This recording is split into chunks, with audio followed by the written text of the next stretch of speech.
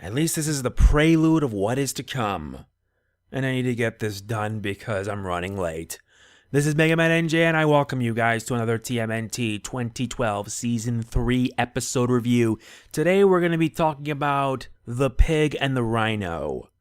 You can probably guess that it involves Bebop and Rocksteady, right?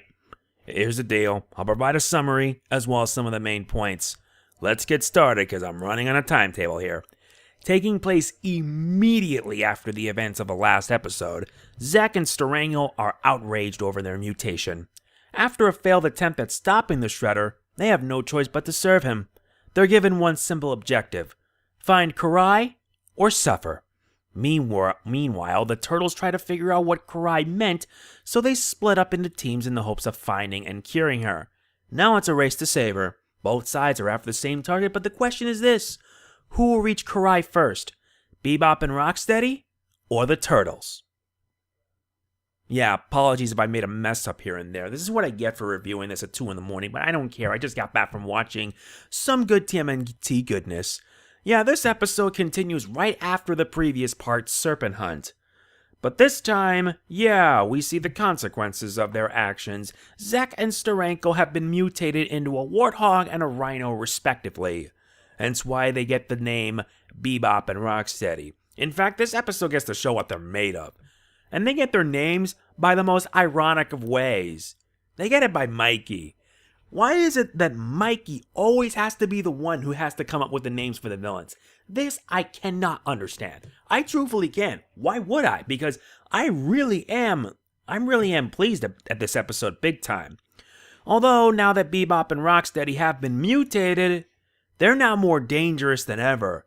Very dangerous. Unlike previous incarnations, these guys can actually beat the Turtles down. I am not kidding. We have the 87 version who are complete idiots. There's also the movie version that came out, I think, 2014 or 2016. I know somebody in the comments is going to mention it, and I know somebody already mentioned it as it is, but it was the sequel to that TMNT film Out of the Shadows where they had Bebop and Rocksteady. Oh, and here's the weirdly weird and dumb fact. Seamus actually portrayed Bebop. This, I just don't know it. Forget it. I'm not questioning it. Trust me. Anyway, Bebop specializes on technology and dancing, while Rocksteady specializes in brute strength.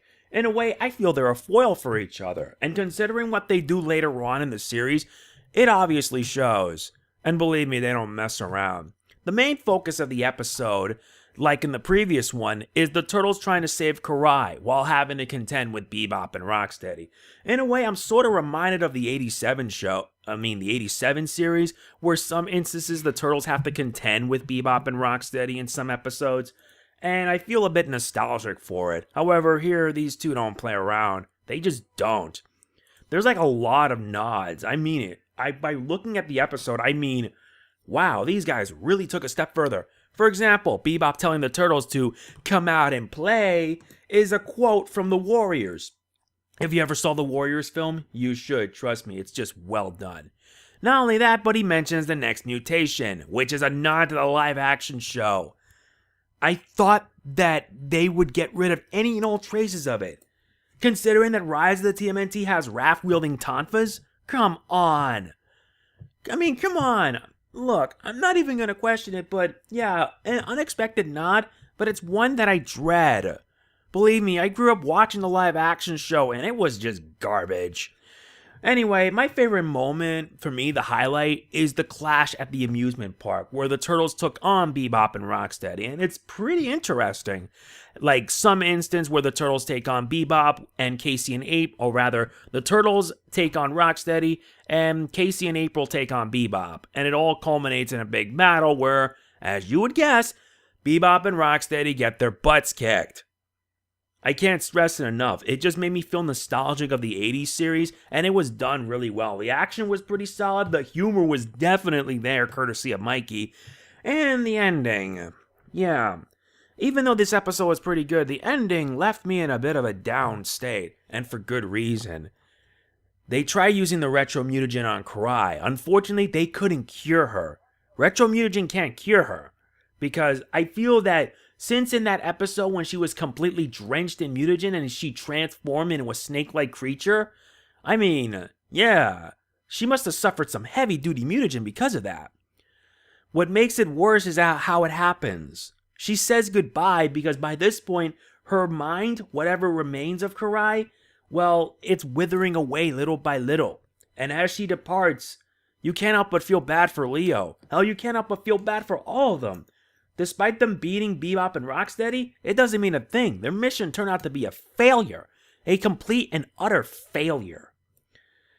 But it ends up getting worse because at the end, Bebop and Rocksteady were able to capture Karai and send her to the Shredder. What's going to happen then? I don't know for sure. What I do know is that whatever Shredder has planned, it's not going to be good. This episode was very good. I really enjoyed it a lot. My rating for it will be in the description below. I will mention that later tonight, I am going to be reviewing the two-parter Battle for New York.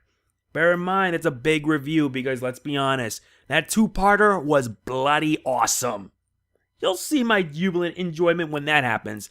So that is going to be it for this episode review. I hope you guys enjoyed it. And if you did, please be sure to hit the like button. It really does mean a lot to me. And please show your support for this YouTube channel because this YouTube channel is entering some dark waters. I don't even know if I'm going to be able to get out of it. And it's not like YouTube does much for me anyway. So yeah, that's pretty much it. This is Mega Man NJ signing off. Peace out. Boo Yakasha.